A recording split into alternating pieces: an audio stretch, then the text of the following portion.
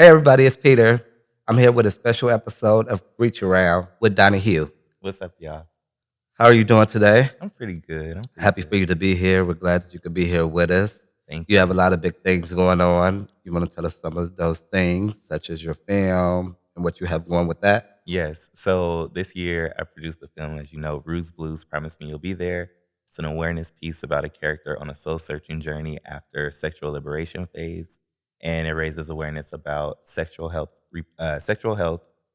mental health, and the support of friendship and what that looks like, supportive relationships. So, and it's a great film, by the way. I've seen it myself. I actually seen it almost 2 times. So Yeah. Thank you. Thank you for the support. yeah, it's a really good film. I think you all should go out and check that out. So with it being World's AIDS Day and all that type of stuff, we want to kind of get into that. So how has the AIDS epidemic affected your life and your work? So I first learned about AIDS when I was really, really younger. Hmm. I had a cousin who passed away from complications associated with AIDS, and he was the only other um, queer person in my family. So, watching his journey and watching how that affected him taught me a lot about sensitivity and compassion, and just seeing the trajectory of his life and how like fast it all took over. Um, it really inspired me to want to do work in this field, and Hmm. so I went to school, went to college, studied, was going to be a nurse and specialize in HIV prevention. And while I was in pre nursing, I was studying sociology and psych and human services. So I graduated, came back, and started working in HIV prevention and sexual health.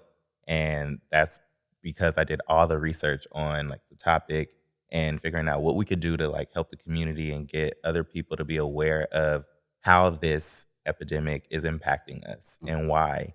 And, I just wanted to do work around being a person that he probably needed when he was younger and educate people, educate myself, and use my voice and my personality to be able to spread that awareness. And so, yeah, it impacted me because it made me hyper aware of my own sex life, but it also made me super compassionate and it made me super sensitive in the way that I love people. And my first relationship was with someone who was living with HIV. And because I experienced what a family member went through with that, it was like that wasn't even a conversation that would have deterred me from falling in love in that way. Hmm. And so, yeah, it made me a more open minded person. Okay.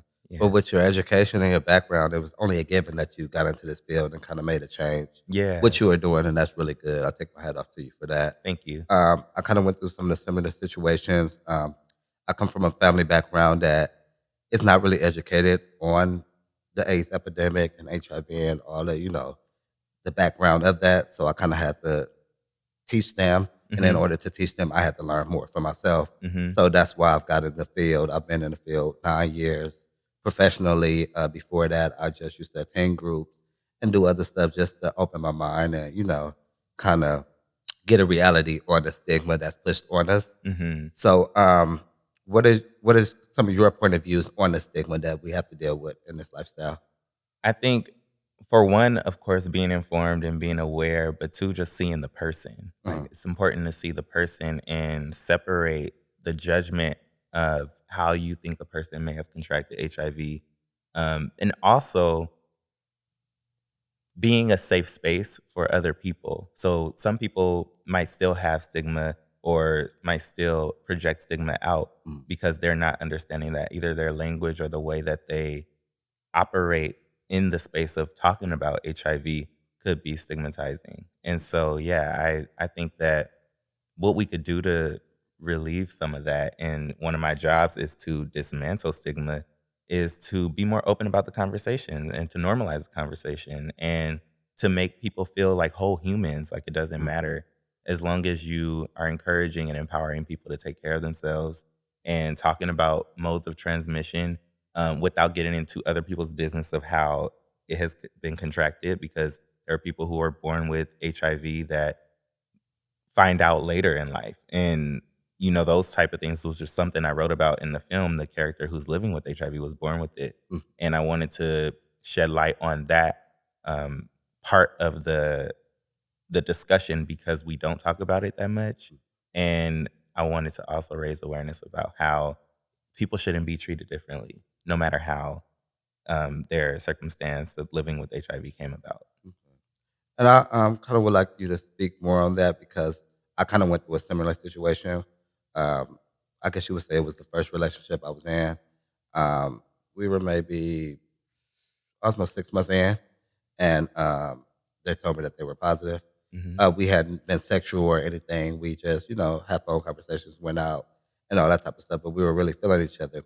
And, I was man enough to accept it and learn and be there for the person and not the status.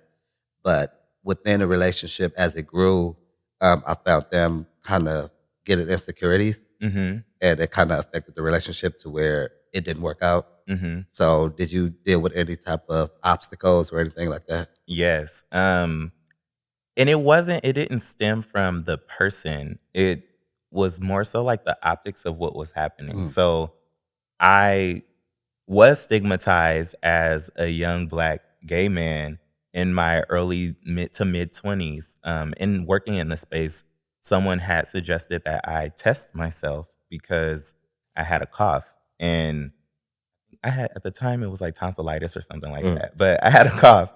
And so, you show up and you're working and stuff like that, and being of a demographic that they say is high risk. And I just learned at a conference that we should reframe risk to reasons.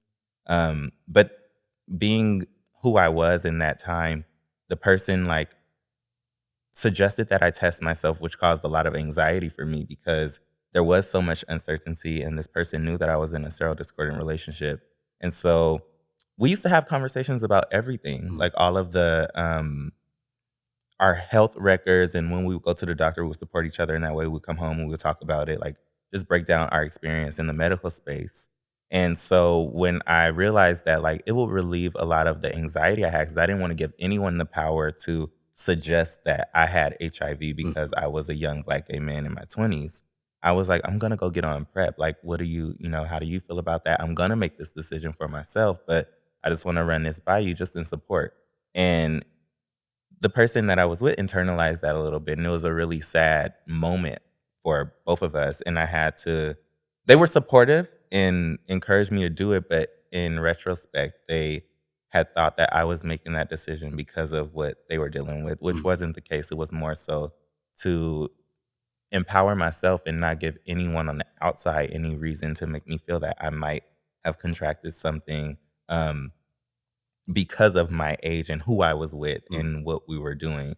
And even then, it was like getting on PrEP did relieve a lot of anxiety for me, and it was cool. Um, but we were still doing other prevention, taking other prevention methods. So it was internalized for a little bit, but I could see why, and I understood why, and I didn't take it personally. Like I just wanted to make sure that we both knew that we were supporting each other in that moment, Yeah. and not to feel judged or that anyone was the reason for me doing that. It was like this is just something that was empowering for Yeah. me. That's good, and that's something that I struggle with within the situation I was in because I felt myself want to love them more and be there for them. Like, come here, I got you. You don't got to worry about nothing because it was like the struggle that they were going through and Mhm. the pressure. I wouldn't say so much depression, but the Mhm. ups and downs of just family and people not understanding. I just want to be something for them. Yeah. So I had to realize I can't be something for everybody, and I can't just be with somebody just because I want to save somebody. Yeah. So we're still really great friends now, but it's just That's amazing. yeah, it's a lot. I do want to bring up something, not to cut you off, but to talk about mental health associated with Hmm. adherence Hmm. and what that looks like mental health impacting adherence. Even in the story that I wrote about, the character Levante, the one that was living with HIV, was not in medical care because of how the people at the facilities treated him. Uh, And so they were trading medications with each other. But how when people do choose to adhere to medication, what that medication does to them mentally. yeah. And so the person that I was with at the time they had to like balance like, okay, I either take this medication in the morning and I go out into the world and I'm tripping because it feels like everyone's against me and I'm feeling high, or I take it at night and I have really bad nightmares. And being there and experiencing that, it's like, dang, like in order for this person to stay within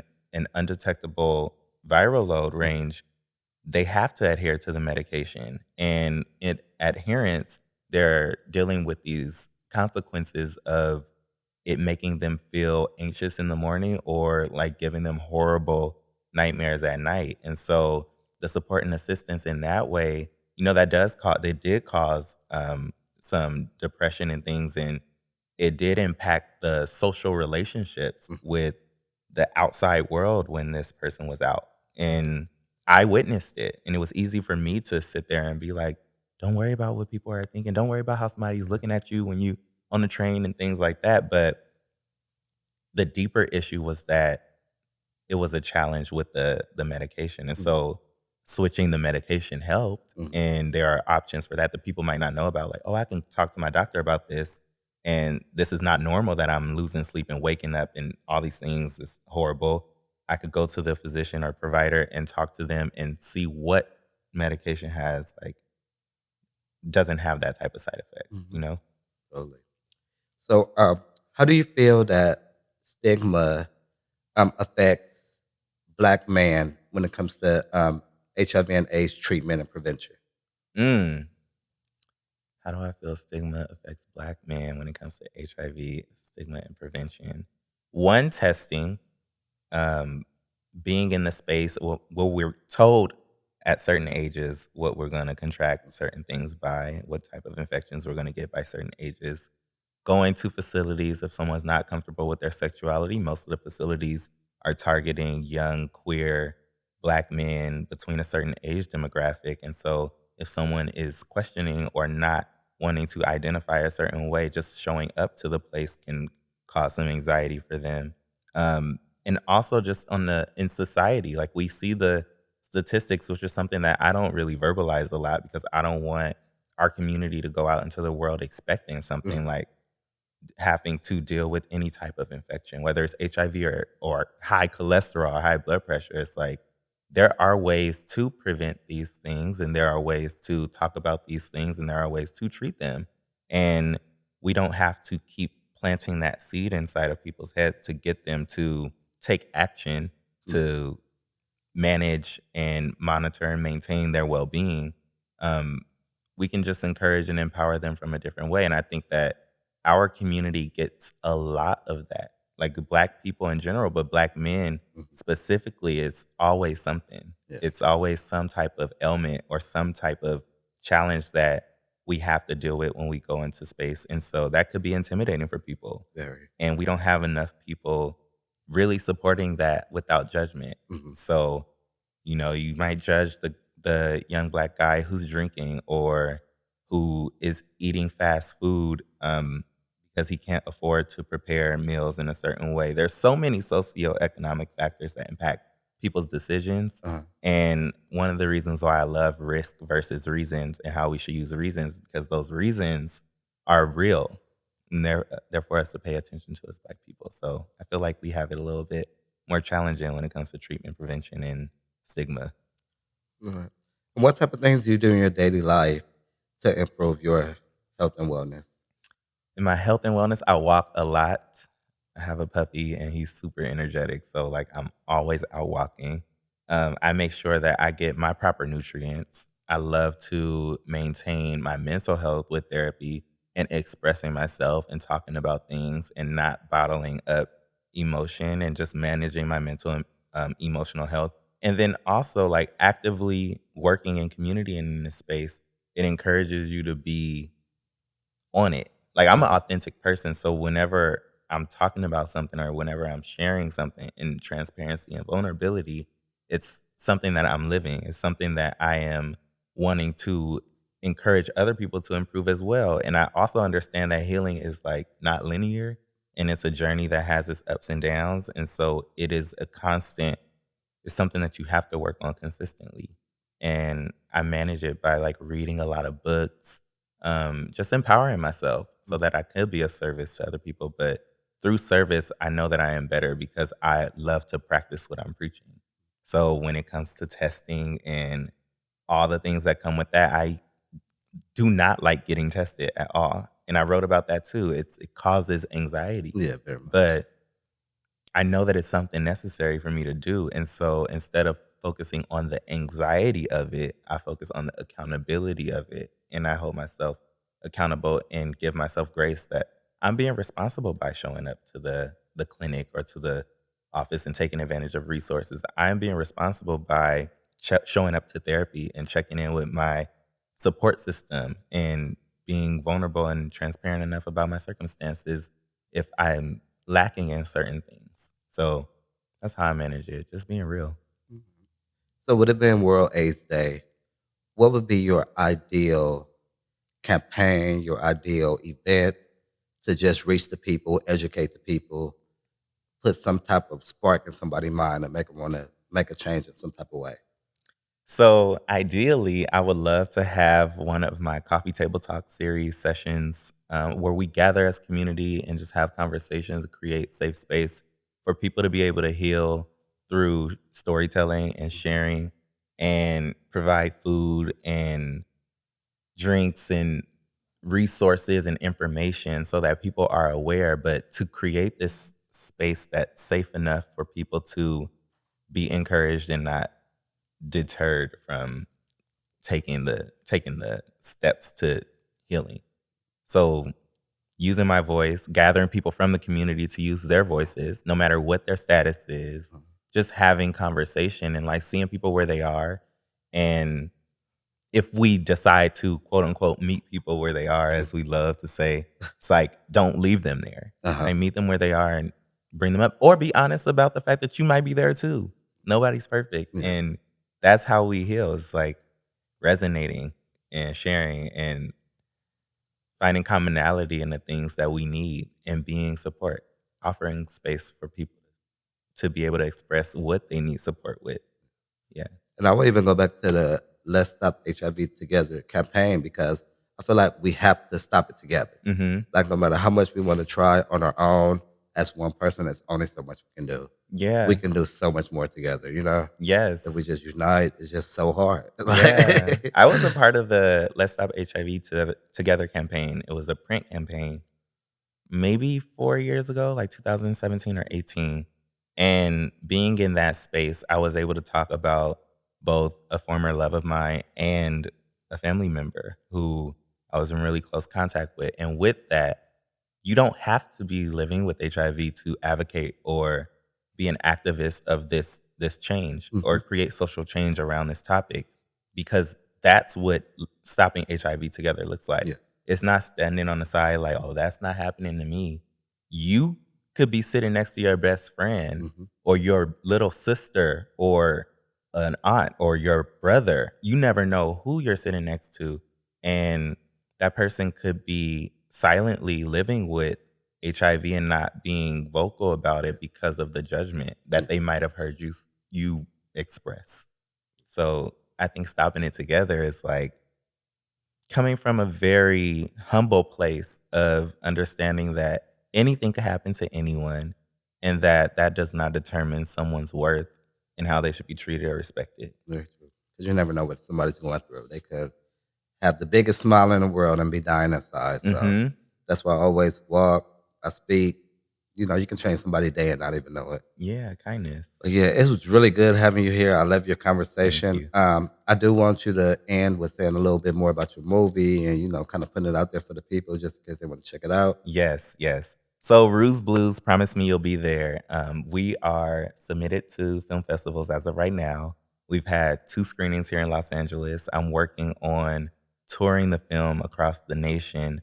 We're getting that together and organizing that, seeing what that looks like. And I want to do some more storytelling around the project here in Los Angeles so that we can get the support system and get the feedback from the people. And more importantly, just get the message out. 'Cause as you know, it's so layered with all these topics. And so to see the reality and the truth of these characters and find yourself wherever you are within that storyline, or look at the person next to you and realize that they might be going through some of the things that these characters are going through. Because we haven't even touched on addiction and addiction Yeah. to alcohol or addiction to sex and all these different things that can impact a person's like well-being and how they even put themselves in a position to experience certain things. So yeah, that's what that film is about, and it's an ode to self-care. And so yeah, I got this I promise sweatshirt on because it's a promise to self. The character Rue makes a promise to himself in the mirror after the hookup that makes him feel a little different. um After he experiences that, he like has this silent promise with himself, like, I'm gonna do what I need to do to get a little bit better than this. And I feel like that same silent promise is the promise I made to my cousin when I was watching him on his last day here, that I would be the person that he probably needed when he was younger. So I really wish you the best on your rise. I see you getting Thank you. bigger and better every day. Thanks, I wish Peter. you greatness. Don't forget about the little people. Ain't no little people. Ain't no little people. And yeah, you want to leave your IG handles? I know you already. Yes, yes. You can follow me on IG at Donnie Hue, DonnieHue, and you can stay updated with the film there, or at Ruse Blues, ROUXS.BLUES. That's on Instagram too. Thank you again. Thank you, Peter. Donnie Thank you, Hue, everybody. Michele. Thank you, everybody, for having me.